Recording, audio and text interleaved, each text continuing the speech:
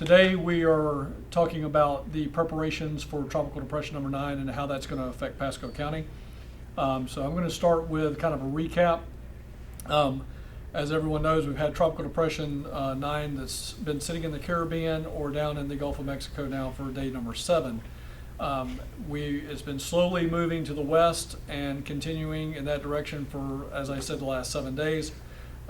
We are still anticipating landfall in the Cedar Key area sometime now from National Weather Service Tampa National Hurricane Center telling us sometime midday on Thursday.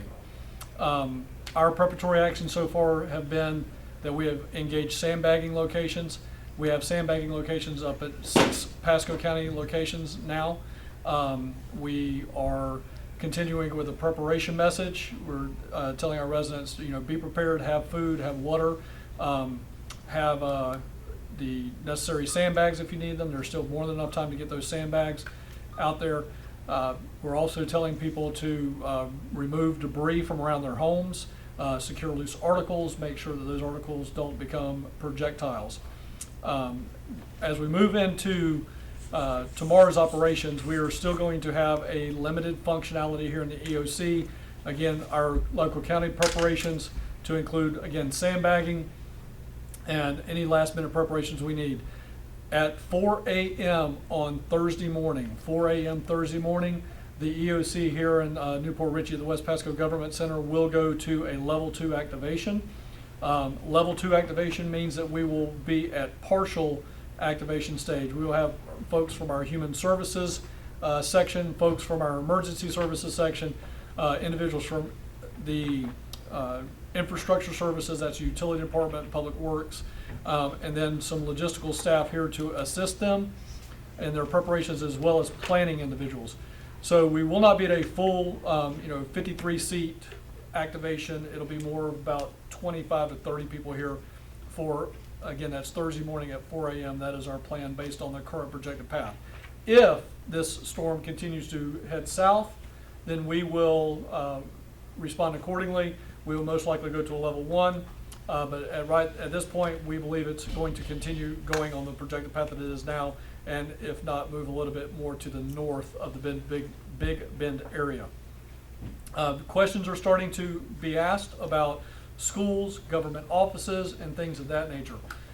We will have tomorrow morning we will have a 9 a.m. executive policy group briefing, which is basically our constitutional officers, our city managers, our county administrative senior staff, the county attorney, the public information officer. At 9 o'clock we will discuss that, but it is at this point in time, I've been in contact with Kurt Browning, the superintendent of schools, and we want to push that decision on schools for Thursday out as far as we can. So right now we're going to digest the 2 p.m. information on Wednesday. So Wednesday at 2 p.m. when the mid-term models come out from the National Hurricane Center, National Weather Service Tampa, we will look at those models, make a decision there. I will go ahead and set the expectation for the public that we may push that decision all the way back to 8 p.m. until we get the 5 o'clock model and the 8 o'clock model before we pull the trigger on canceling schools. Regardless if we cancel if we cancel schools, this will be a one-day storm. We are going to get people right back into schools on Friday if we should close on Thursday. But the catalyst for government closures will be school closures. If Mr. Browning, in conjunction with the executive policy group, decides to close schools for that day, then government offices locally and we believe municipality-wise, I can say for sure the city of Newport Richey and the city of Dade City will go ahead and follow suit with closures on Thursday. Again, that's if we make the decision to make those closures to the schools on Thursday. We will follow suit with government businesses, or government locations. I reiterate that this is going to be a rain event and a wind event. We're looking at 10 inches along the coastline, 4 inches inland towards Dade City and Zephyr Hills as indicated on the graphics behind me. We are also looking at a wind path that's going to bring 25-mile-an-hour sustained winds to Pasco County with gusts to 40 and 50 miles an hour. What does that mean for our public? That means that we will have trees that will go down on structures. We'll have trees go down on cars. We will have trees go into power lines. We are very saturated in our groundwater table. We're about 30% over where we should be. We have a very, very low drought index. So my fear is that we will get these wind gusts in during the storm that will cause trees to topple and come down on infrastructure and cause power outages. We have been in contact with all of our utility companies today on a 10 o'clock call. They are standing by and they will be represented here in the EOC. Or if they're not in the EOC, they will be working with us via conference call. So the schedule as we move on into tomorrow, I'll reiterate, is going to be at 9 a.m. we will have an executive policy group meeting where some of those last minute Thursday decisions will start to be made. We will follow that up with a 10 a.m. operations meeting that if, again, any of you would like to cover, I will be more than happy to let you into the EOC and watch those proceedings. We will follow that up with what is referred to as a tactics meeting. That's where we get down into the actual work assignments of how we're going to do things, and then we will move on with the afternoon activities. Are we under an evacuation? The evacuation order has not been given. We are not issuing an evacuation order. What we would say is at this point, if you are in a low-lying area and you know you are in a low-lying area and you want to evacuate on your own, in other words, what we're referring to as self-evacuation, and you have a place to go, we would encourage you to do so. Pasco County is full of retirees. This perhaps is a great time to go visit your grandkids and maybe spend the long weekend with them. We are not issuing an evacuation order. It is a self-evacuation only at this point. And I know that some of you may have the question, well, what happens if? So we are putting into place two strategies, and that is one, a just-in-time sheltering, as well as a just-in-time rescue response, if you will, to where we have one or two homes that start to become inundated with water. We will go into those locations and pull those people out and then take them to a local shelter that we will open again just in time. The time frame on that, our logistics folks believe and know, are confident in, that they can open that shelter in less than 2 hours.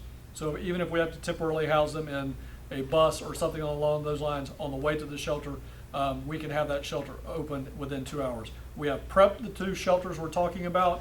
We have been working with the American Red Cross. They stand ready, willing and able to help us, as well as the United Way. So those are our preparatory actions that we've been taking to this point. I do not have anything else other than the last thing that I'll mention before we go into questions is people often ask us, how do I know if I'm in a flood zone? How do I know what evacuation zone I'm in? The best way to find that out in Pasco County is to utilize the My Pasco app. We're encouraging folks to utilize that. They can get that at both the Apple Store and Google Play. It is a free app, but it does have a zoom level tool in the map that will help them determine those areas where they are at as far as evacuation zones. If and only if we get into a evacuation order, we will be looking at evacuation zone A, special needs first. But again, we are well away from that. This is I only mention that at this point as if this storm takes a 50 to 75 mile an hour turn to the south. Then we will be right back to looking at an evacuation order. But again, to reiterate, we do not have an evacuation order at this time. It's self-evacuation only. So with that being said, I believe that I've hit most of the highlights, and I will go to any questions. The school closing issue, you said maybe you would wait till tomorrow night to make that decision. So the school district is going to be the ones that will make that decision based on the information that we give them. Again, I've been in contact with Mr. Browning and Mr. Gadd. They are going to synthesize all the information, and they believe that as long as they make that decision by 8 p.m. tomorrow night, they will communicate that via two methodologies, via the media, as well as doing the robocalls that go to the parents to let them know that they're canceling it. If we made that cancellation, whether it's at 2 p.m. tomorrow or 8 p.m. tomorrow, then that's when that message will go out. All right. And last time with Colin and a couple of weeks ago, you guys were pretty proactive, putting pumps all around the county, ahead of time so that those places that were prone to flood. Are we already have pumps some places Yes. working? As far as our preparatory actions that we've been doing, we've been pumping down since last Thursday. Again, this storm's been around now for 6-7 days. We started those preparatory actions last Thursday and have been continuing those all weekend long. We have pumped everything down as far as we can pump it down. And we've already started, even today, Mike Garrett, the Public Works Director, stated that we have already started in the Ironbark area where we have to tank it out. We've already started that procedure and process as well, so we're getting that down. And at this point, I'm going to go ahead and allow my Spanish-speaking. Desde el pasado jueves estamos preparándonos y están bombeando todas las áreas con alto nivel de riesgo de inundaciones. En el momento hasta ahora estamos haciendo todos los avances. Tenemos la agencia necesaria afuera haciendo actividades proactivas para poder pompear todas las áreas inundables y mantener la probabilidad de inundaciones bajas.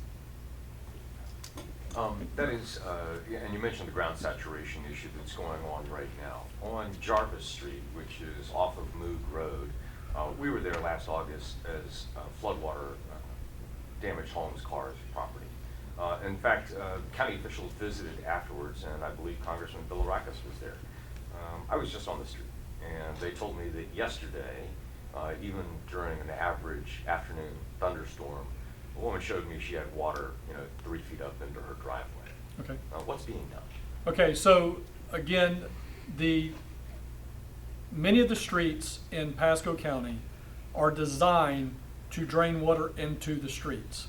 Now, Pasco County, as I've mentioned numerous times before, we have infrastructure issues. And the issues are we have over $300 million in capital improvement infrastructure stormwater drainage projects that need to be done. Stormwater is in the process of moving through those, but again, $300 million will take most likely a decade or more to fix those issues. So what are we doing to help those families? Well, number one, I would ask the residents, as soon as they see a problem, they see water starting to pond and form, they need to call us. They need to call us immediately. Please don't Twitter it, don't Facebook it. What we want them to do is call us in our customer support center and let us know that that is happening. That number is 727-847-2411. And I'm going to repeat that again, 727-847-2411. So if we know about it ahead of time and they actually call us, we can start coming up with a strategy, if that's going to be a portable pump strategy, if it's going to be a tanker strategy like we're doing on Ironbark. But we've got to know about it. So we do know those places exist. So we want the community to communicate with us and then allow us to try to respond in real time to what's going on. If we work together between the community and the county, we're going to be much more effective. But if we don't hear about things until 24 hours, 36 hours, 72 hours later, it makes it very difficult to respond. So another thing, and this actually is a question that did come from Twitter. A viewer asked me about the sandbag operations, and in fact they pointed out that at some of the sandbag locations there are inmates in striped uniforms. That's correct. This person feels uncomfortable with that and wouldn't go get sand because they don't want to be exposed to criminals. So I will let the residents know that at every location we have inmates, we have an armed police deputy with all those inmates. That's number one. Number two, if we have an issue that they do not want to go to that location, which is the West Pasco Government Center, is where we have the inmates, I will say that we're working an issue right now. We've had a voluntary faith-based organization that wants to come forward and help fill sandbags. We're going to provide more information on that later. Once we get the volunteer forms, the workman's comp issues worked out today, we anticipate sending you a media release either later today or early in the morning to let you know that another one of our sandbag locations has people there to help them. I can add Go ahead. And Doug? Doug Tobin, Public Information Officer at Pasco County Government. And I hear you, when residents see somebody in uniform, striped uniform, like an inmate's uniform, they're a little concerned. But I can tell you the sheriff's office has designated these individuals that you'll see at the sandbag sites as trustees. And what does that mean? Basically, they're non-violent offenders. So those are people that have not committed any violent crime. So as far as the public is concerned, they really shouldn't have anything to be concerned about regarding those inmates. And as Kevin mentioned, they are under watch by an armed deputy as well. Any other questions? Kevin, when you mentioned the pumping, that's in retention ponds, is that what we're talking about? Yes, so, well, it goes beyond the retention ponds, it goes into weirs, it goes into swells, retention ponds as well. And then we try to start moving that water to another location. But it's all of that drainage system, what we can do to keep it moving effectively. Now, I will say to that point, since we've had the stormwater issue come up, this particular storm, based on its projected path, we at 1 o'clock Thursday afternoon, we are projecting that we are going to have a 3.2 foot above normal astronomical tide. So that means the water will be 3.2 feet higher than it normally is. There are pictures right now. If you go to the Newport Richie boat ramp, it is already up to the pavement and over a little bit over its banks. That's a part of the astronomical tide. 1 o'clock Thursday afternoon, that's going to be a factor. That's also about the time that we expect for the storm surge to start moving in. We're being told that we're going to have between a 1 and 3 foot storm surge. So we will have issues. We're anticipating it. We're ready to respond to it. But when that happens, if we have, let's say, 4 to 6.2 feet over the normal over the normal tides, then the Anclote River will go into what is referred to as a bathtub situation. The water's going to go in, then the tide will go back out, but that water is going to stay in it. So it's going to take some tide cycles for that stuff to start to even itself back out. So we are anticipating river flooding on or about Friday or Saturday as this water drains into the drainage systems, moves down into the tributaries and into the river. We anticipate that we're going to have a little bit of issue on the Anclote. I will say this, there is a river gauge monitor and all of our river gauges have shown a trend line going down, and they are well below action stage at this point. Now, back to the former reporter's point, when we get that action into the river, if it's not allowing it to drain, then we're going to see some increased issues. But we're committed to this storm. I told you it's a one-day storm, and it is a one-day storm. That's all we're going to be looking at, shutting schools down if we shut them down at all. But we will be working Friday, Saturday, Sunday through the weekend on all these other issues. Okay, so, dime tu nombre, apellido y tu posición. Mi nombre es Monica Santiago y actualmente soy la coordinadora de emergencias para el condado de Pasco. Okay. Mónica, si nos puedes dar un resumen de las condiciones que se esperan para el resto de la semana y qué entonces el público en Pasco debe saber y hacer para prevenir. En el momento estamos esperando que la tormenta llegue al condado el jueves de madrugada. No hemos decidido, o la organización no ha decidido si van a cerrar escuelas. Si cerrarán escuelas va a ser, le dirán a las 8 de la noche el miércoles y de igual manera todas las oficinas de gobierno estarán cerradas de igual manera. Actualmente estamos distribuyendo bolsas de arena, so si los ciudadanos quieren venir, hay 6 lugares en donde pueden recoger bolsas de arena y proteger a sus hogares. Estas bolsas de arena las pueden ubicar en la entrada de su hogar para mantener el agua fuera de su hogar y implementar una manera de protección para su familia. ¿Qué tipo de daños estamos esperando para esta semana? En realidad lo que estamos esperando es que haya mucha lluvia. La lluvia va a incluir inundaciones y en realidad van a ser daños de agua.